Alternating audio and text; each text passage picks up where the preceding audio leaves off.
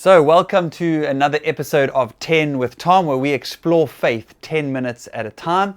My name is Tom, and today I want to talk about the dying robot.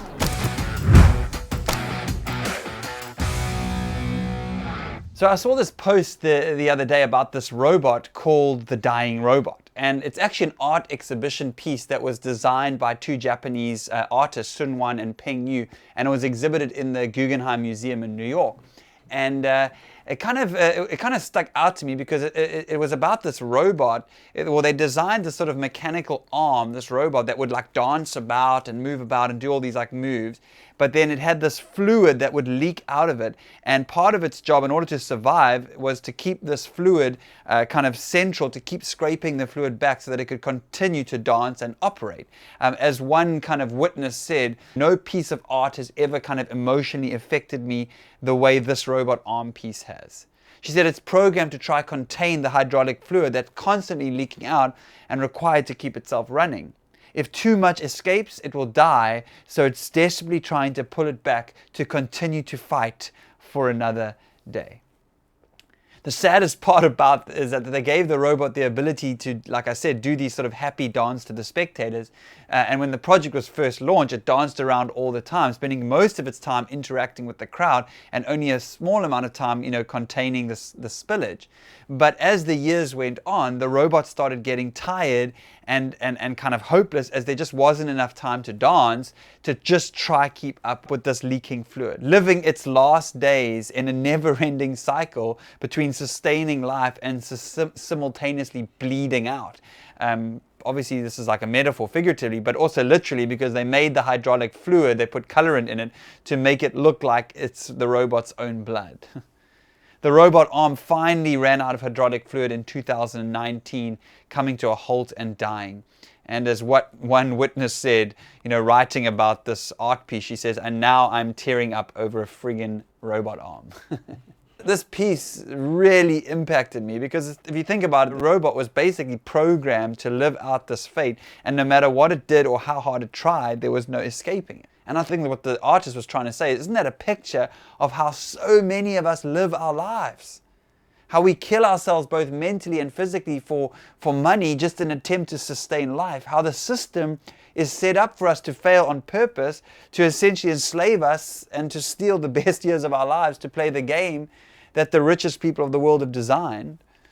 How this robs us so often of our happiness, of our passion, of our inner peace, and how it certainly feels like this way, that so often we're drowning with more responsibility, more expected of us, less rewarding payoff, and less free time to enjoy ourselves with as the years go by. And if you're really cynical, how there's kind of no escaping the system that we're designed at birth to follow a pretty specific path, and that's kind of laid out for us, that we can, give and give and give, and how easily we can be forgotten once we're gone, how we are loved and respected when we're valuable, and then one day when we're no longer, we simply become a burden.